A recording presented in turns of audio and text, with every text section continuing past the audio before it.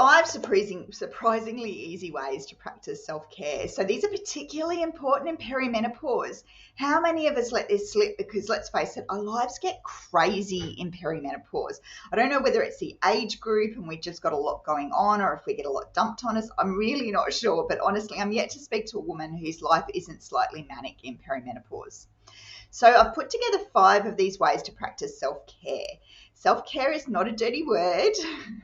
It's often the first thing to slide off. But the thing is, if we don't practice self-care on a regular basis, and I mean real self-care, because let's talk a little bit about the difference between self-care and self-indulgence as well. I mean real self-care here, because if we don't do the really hard self-care on a daily basis, our bodies will find a way for us to practice self-care, and it might not be the kind of self-care that we want, by being sick or breaking down in some way. So self-care as opposed to self-indulgence, like I said, let's talk a little bit about that before I get started on the 5 different ways that we can actually incorporate self-care into our daily lives. The real difference here is that self-indulgent just lasts a moment.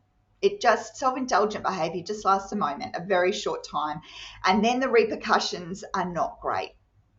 Self-care, on the other hand, is something that we need to do every day. It's often the daily grind. It's not always easy to do, but the repercussions are fantastic. We get so much more energy. They actually work towards being healthy, not against us. So they're the real differences between self-indulgence and self-care. And that's not to say self-care can't be easy or fun and all the rest of it, because these are quite easy ways to practice self-care that we kind of forget about. And they're going to have lovely side effects, not yucky side effects like self-indulgence. So self-indulgence lasts a minute, whereas self-care lasts a lifetime if you practice it properly. So first off the block is eating regular meals. So I know this one is really hard for a lot of you. So this is all about eating, sitting down, and not on the run. Don't grab that smoothie. If you do have to have a smoothie, that's a whole other blog for me. If you have to have the smoothie, sit down and drink it. Don't have it on the run, because if you have it on the run, you are not digesting properly, 100% not digesting properly. Don't skip meals. That's a really easy one. Make sure that you're eating 3 balanced meals a day, and that's the next point too. So these meals need to be properly balanced with a good dose of protein and fats, balanced out with some nice carbs. And I'm not talking about bread and pastries and sugar. I'm talking about vegetables. Our vegetables create the carbohydrate content of our meals. So you really want to make sure that you have a good balance between all of those things. Right, so that's the first one, eat regular meals.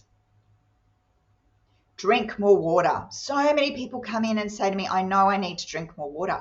The thing is, you need to drink often. It's a lot more water. I don't know where this 1 litre a day came from, but it's a furphy. We need 35 mils per kilo of body weight, up to 4 litres. After 4 litres, that's too much. You're really just drowning your system. But 35 mils per kilo of body weight. So if you weigh 100 kilos, you need 3,500 mils. So that's 3.5 litres of water a day to keep everything functioning properly. It flushes out toxins, and it allows our poo to be a little bit softer. Yes, I said the poo word. Flushes out toxins, allows everything to run smoothly, and for our body to get rid of the things that it doesn't need and doesn't want that are actually causing us problems. Every cell in our body needs water. Every cell, that's a given. Every cell in the body needs water. We don't have enough water, something's going to suffer. It keeps our skin nice and plump. So if in perimenopause you're on the other end of it, the kind of tail end of it, and you're finding that your estrogen level has dropped, you may find that your skin is starting to dry out a bit. So you need lots of good fats, but also lots of water. Water's fantastic. And water stops us confusing thirst for hunger. This is a big deal. So often we reach for something to eat and we go, I'm hungry. You're not. You're actually thirsty. Try drinking the water first. Prioritize sleep. So there's nothing amazing here, is there? This is all simple stuff, and yet we push it to the back and we forget how important it is. But this is the daily grind. This is the daily self-care that's not hard. And actually, once you get into the swing of it, you really enjoy it. You're like, oh my God, I really want that sleep. Oh, wow, look at that beautiful meal that I'm about to eat. That's going to make me feel great. Oh, I really want a drink of water. It's going to make me feel good. So these are teeny tiny little things.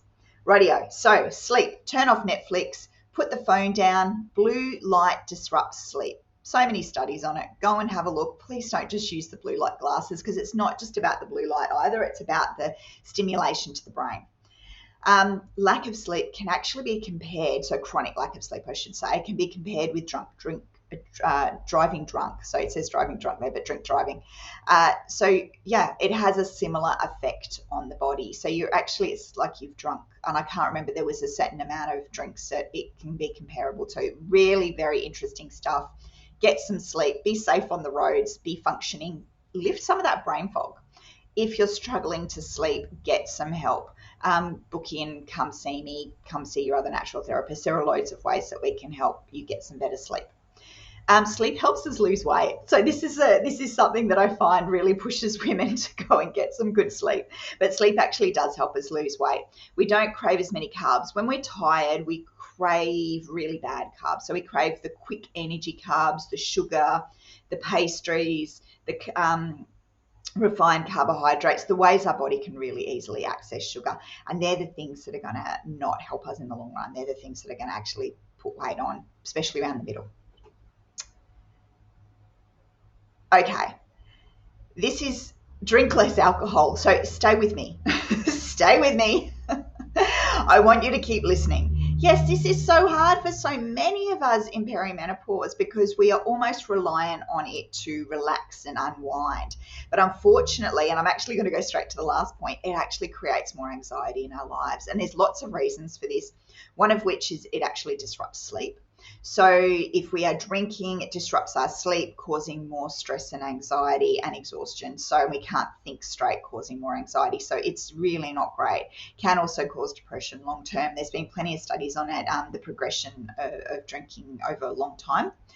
If our body, if our liver particularly, is busy with alcohol. So once we drink alcohol, pretty much our liver just focuses on getting rid of that, because it is toxic to the brain. So it tries to break that down and get it out of the body as quickly as possible. But it means that while it's busy doing that, it's not metabolizing our hormones. It's not getting rid of our estrogen. It's not breaking down our estrogen. And this actually makes our hormonal imbalance that we have at this time anyway, at perimenopause, so much worse. So yes, at this time in our life, alcohol is actually, we really need to be cutting down on it. And yet I see so many women are picking it up, drinking more than they were even when they were younger. So please, please, please, the next time you go to grab that glass of wine, a beer, cider, whatever your poison is, and I do mean poison actually, please just be aware of the other things that it is causing in the body. So yeah, drinking less alcohol is actually such a beautiful self-care thing we can do for ourselves, and having a glass of water instead. Lucky last is have fun. This is probably harder for us to do than we might actually think, but it's still not overly hard. This is just carving out time in your day, time in your week to do an activity that brings out the child in you. Giggle like a kid, lose yourself, have those big belly laughs. It's not about sitting on the couch either. It's actually about getting out and moving your body, letting that nervous system really let off a bit of steam. Go and learn a new skill that you don't do, something where you're actually going to fall on your butt and have a bit of a giggle and go, oh my goodness, look at me, I'm on my ass. You know, really just do something that is not serious, that you aren't taking seriously, that you're not going to be doing competition in, that you're not going to be running marathons. Those things might be, you might enjoy those things, but they're not the kind of fun that really lets your nervous system relax. You're still working towards something. You're still doing something for something's sake. This is really just doing something because it is literally just fun.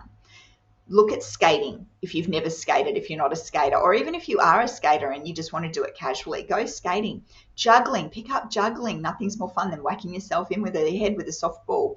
Dancing, anything that you're not going to take too seriously that you can have a bit of a giggle with, and go use that body. Now, if you've been following me, you know that I run a program called the Sparkle Method, and this is designed specifically for perimenopausal women. It is food-based, so we make sure that we get the food right for you.